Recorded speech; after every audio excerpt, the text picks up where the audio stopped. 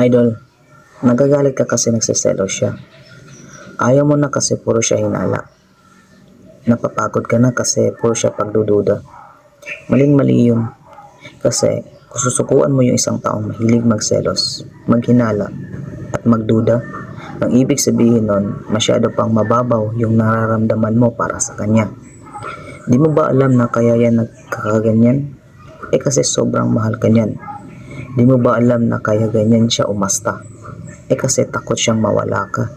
Tapos ikaw, susukuan mo lang. Kasi hindi mo na maintindihan. Sayang, swerte ka na sana dyan, kaya lang naman kasi siya ganyan umasta.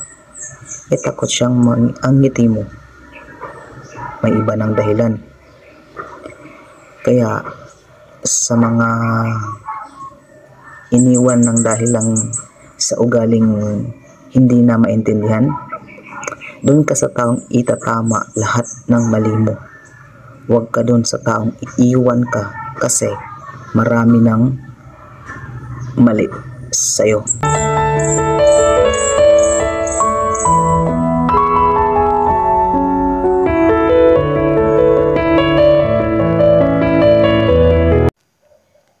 Kung kaya mo akong baliwalain at matiis mo akong hindi kausapin, at higit sa lahat ang ipamukha mo sa akin na hindi ka natatakot na ako'y mawala,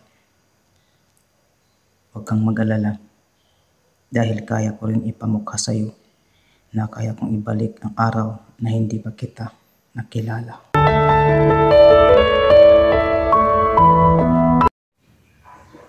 Yung mga taong nagde-decide na mag-iwan, hindi agad yun sila nasasaktan. Feeling ko lang feel ko hindi sila agad nasasaktan kasi choice nila yung nasunod. Diba? Choice nila yung nasunod at saka feeling nila win yun. Kasi sila yung may gusto nun eh. So mas naunang nasaktan yung maiiwan.